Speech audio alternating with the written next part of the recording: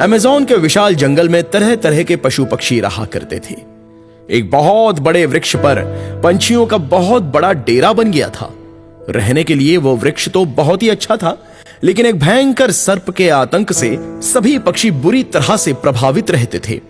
वो काले रंग का सर्प कालिया के नाम से मशहूर हो गया था। वो सर्प कभी भी वहां पर रहने वाले पक्षियों के अंडे और बच्चों को मारकर खा जाता था।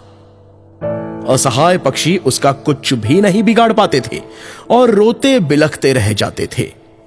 सभी पंछियों ने अपने घोंसलों को अधिक से अधिक सुरक्षित बनाने का प्रयास किया, लेकिन कालिया ने उनके प्रयासों को असफल कर दिया। वह मौका देखकर घोंसलों में प्रवेश करके अंडे और बच्चों का भक्षण कर ही लेता था।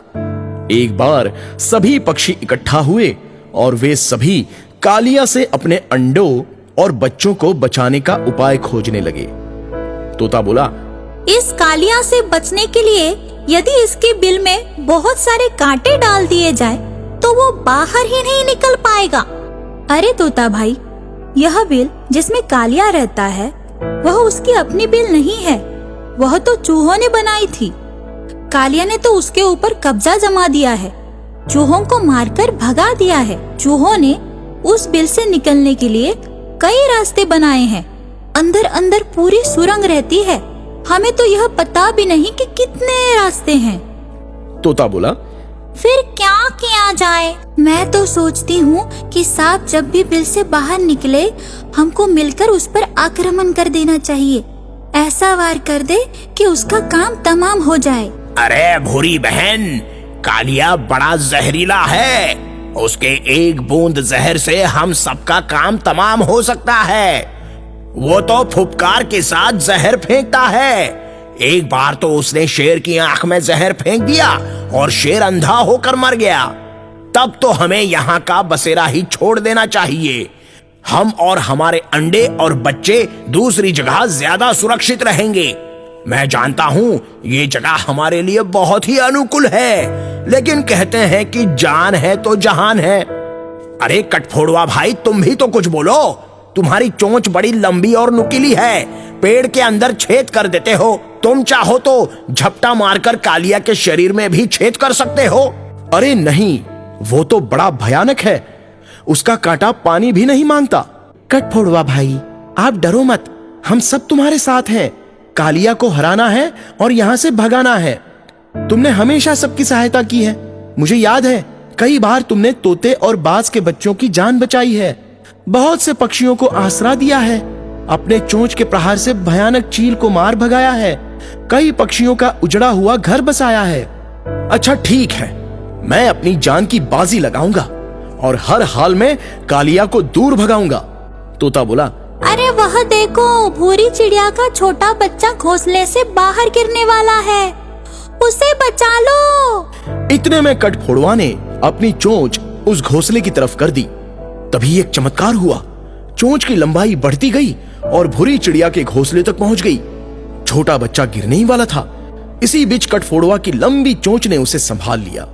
उसने बच्चे को घोंसले के अंदर सुरक्षित पहुंचा दिया। सभी पक्षी खुशी से चहकने लगे।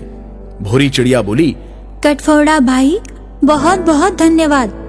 तुमने अपनी चोंच का जादू दिखा दिया, तुमने मेरे बच्चे को झट से बचा लिया।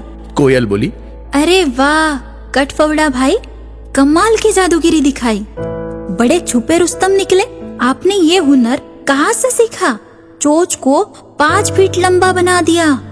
तोता बोला, हाँ हाँ बोलो बोलो, ये जादू कैसे किया? अरे मेरी समझ में नहीं आ रहा है कि ये कैसे हो गया। मैंने तो बस सोचा और चोंच ने सब कर दिया। मुझे बड़ी खुशी है, नन्हा प्यारा बच्चा गिरने से बच गया।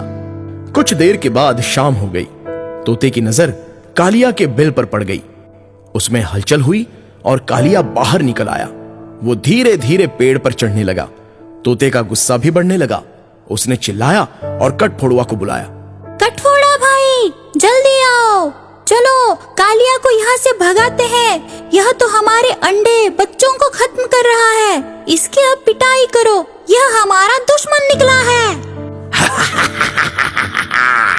हट जाओ मेरे रास्ते से, वरना अंजाम ठीक नहीं होगा। अंडों और बच्चों को खाऊंगा और खाकर बिल में घुस जाऊंगा। जान की अपनी खैर करो, देखो मुझसे बैर मत करो। सभी पक्षी अपने अपने घोंसलों के पास सतर्क होकर निकल आए। कठफोड़वा भी सामने आ गया। कठफोड़वा बोला, देख दुष्ट कालिया, तूने बहुत अत्याचार कर लिया। अब तू यहां से चले जा, वरना तेरी दुर्गति का जिम्मेदार तू स्वयं होगा। तुम सब मेरे सामने चींटी के समान हो, मेरा जहर तुम्हें समाप्त कर देगा। ऐ कठफोड़वा, तू अपनी जुबान बंद रख और घर जा, नहीं तो मैं तेरा पहले शिकार करूंगा, इसके बाद अंडे और बच्चों को खा लूंगा। कालिया फुफकारने लगा और पंछी बेचारे डरने लगे। छोटे छोटे बच्चे डर कर दुबकने लगे। कालिया एक घोंसले के समीप पहुंच ही रहा था कि बड़ी ही नुकीली चीज उसके गले में छेद कर गई। मर गया, मर गया। किसने लंबा सूजा तन में घुसा दिया? अरे बाप रे, मत मारो मुझे, मत मारो। सभी ने देखा कि कठफोड़वा की लंबी चोंच लगातार कालिया पर वार कर रही थी, जैसे सिलाई की मशीन की सुई चल रही हो। कालिया लहूलुहान होकर अपनी जान बचाने के लिए इधर उधर भाग रहा था और वहां सभी पक्षी आनंदित हो उठे थे। आज उनके दुश्मन का सबसे बुरा हाल हो रहा था। कालिया, ओ कालिया, तूने बड़ा झटका पा लिया। अब अगर दोबारा यहां का रुख किया तो समझो तुम्हारा ऊपर का टिकट कट गया।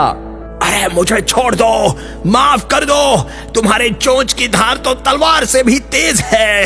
मैं वादा करता हूं कि अब पेड़ के आसपास भी नहीं दिखूंगा। अब पेड़ तो क्या, इस जंगल में भी नहीं दिखूंगा। इस तरह कठफोड़वा के चोंच के जादुई वार से कालिया आहत होकर हमेशा के लिए जंगल छोड़कर चला गया। सभी पक्षी निश्चिंत होकर सुखी जीवन बिताने लगे और कठफोड़वा के गुण गाने लगे।